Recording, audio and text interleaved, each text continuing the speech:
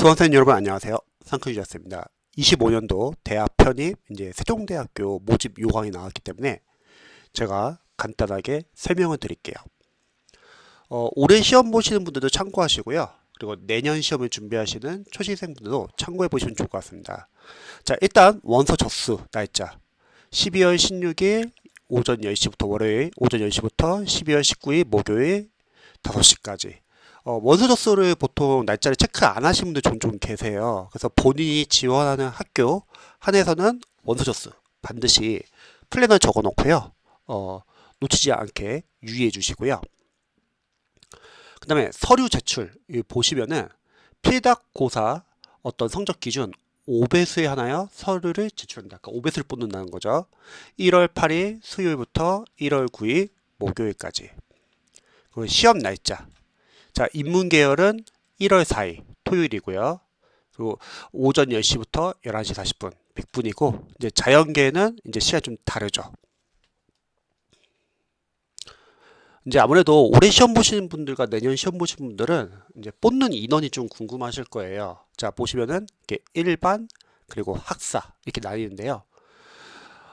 보시면은 이제 보통 이렇게 일반 인문계열은 이제 좀 적게 뽑잖아요.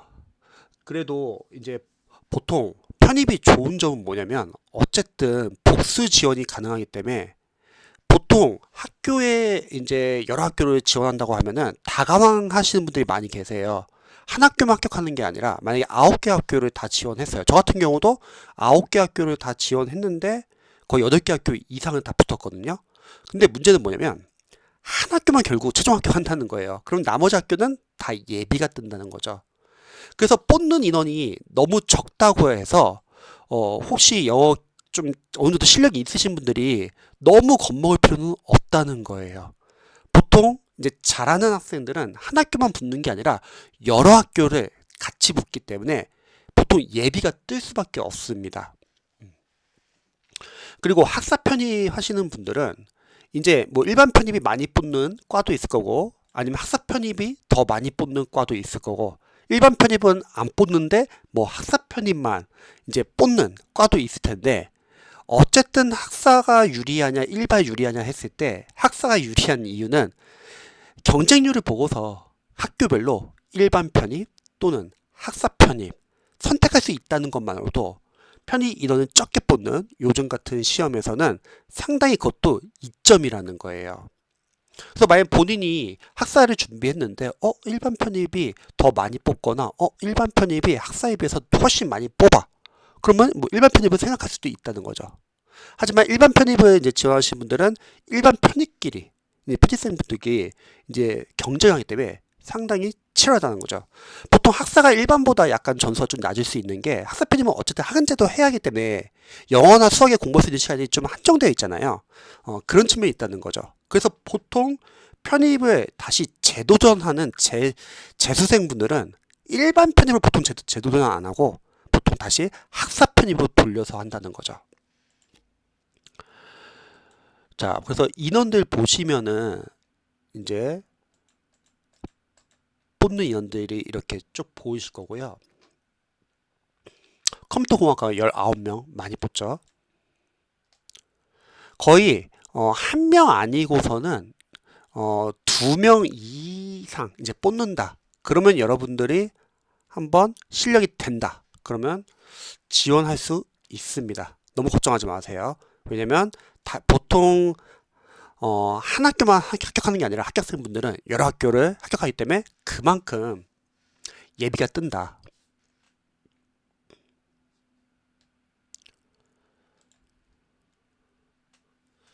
자, 다음으로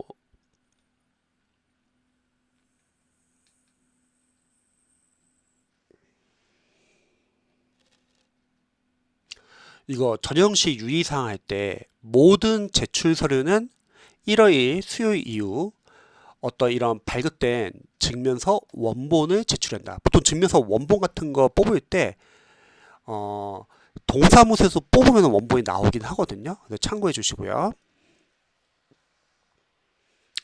원서 접수 관련해서 궁금하신 분들 많이 계신데 이렇게 자세히 나와 있습니다. 그래서 합격자 발표 2월 7일 발표하고요. 또 이거 추가 합격자 예비가 뜬다는 거죠.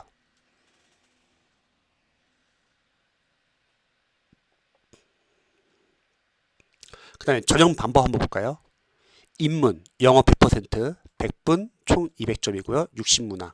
그리고 자연계열, 수학 100%, 100분, 200점, 25문항 내외. 보통 이제 인문에 비해서 자연계가 약간 좀 합격률이 높은 게, 자연계는 어쨌든 이제 영어랑 수학을 같이 보는 학교들도 많잖아요. 그러면 수학 공부할 것도 많고 영어 공부할 것도 많기 때문에 영어가 그래도 인문에 비해서는 좀 부족해도 합격률이 상당히 높습니다.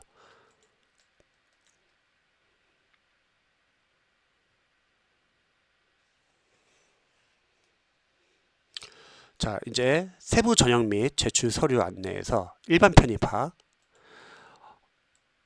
자, 4년제 같은 경우는 2학년 4학기 이상 수료 예정하고 65학점 이상 취득 예정자. 보통 다른 학교는 막 70학점 이상인 경우도 있는데 여긴 65학점이라는 거죠.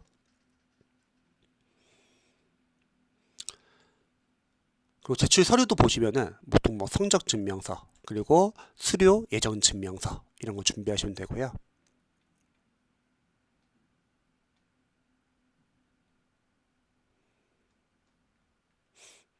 뭐 농어총학생 이제 다른 전형도 있긴 하지만 워낙 뻔누이는 적기 때문에 보통은 그냥 일반 편입으로 많이 지원하는 경우가 많죠.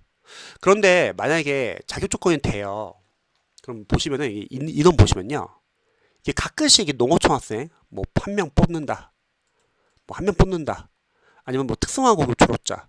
자, 이거는 한 명 뽑으니까 너무 위험한 거 아니야? 이렇게 생각할 수 있는데, 근데 사실 농어초학생이나 특성화고급 졸업자나 준비하시는 분들이 이렇게 많지가 않아요. 그러니까 일반 이제 편입 수험생분들에 비해서 경쟁자분들의 실력이 높지도 않고 하기 때문에 자격 조건이 되시는 분들은 나쁘지는 않죠.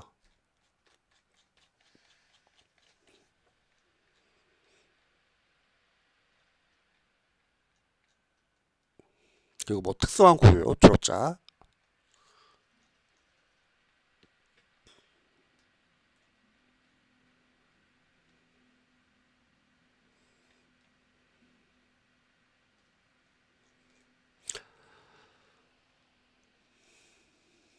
자, 그리고 인문 자연계열 필탁고사 관련해서 인문계열 또는 자연계는 어쨌든 200점이고 전형 초점 200점인데 이제 이렇게 서류 평가 들어가는 곳이 있죠. 뭐 창의 소프트학부 필탁고사는 120점, 그리고 전적대 성적 40점, 뭐 포트폴리오 40점, 그래서 총 200점 이렇게 나오고요.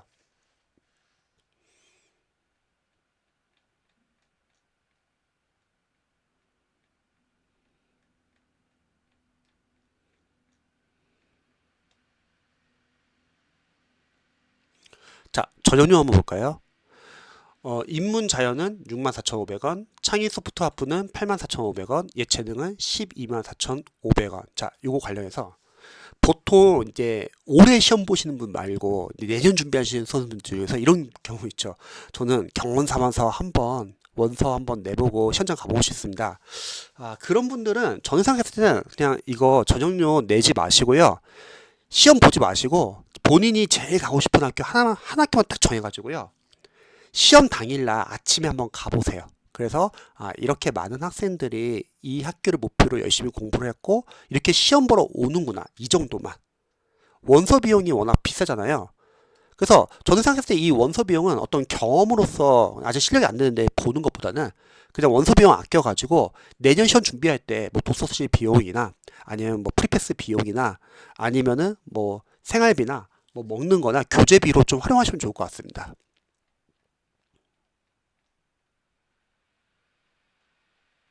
음. 그래서 지금 이렇게 세종대학교 한번 모집 요강을 좀 봤는데요. 세종대학교를 이제 본인이 이제 딱 지원하려는 분들이 계실 텐데, 만약에 내가 세종대학교에 딱 특정 학과를 이미 정해놨어요, 목표를요. 그리고 이 학교를 지원할 거예요. 그러면 이때부터는 그냥 여러분들이 빨리 그냥 원서 작성해 놓고 다른 뭐 경쟁률이나 그런 거 전혀 신경 쓰지 마세요.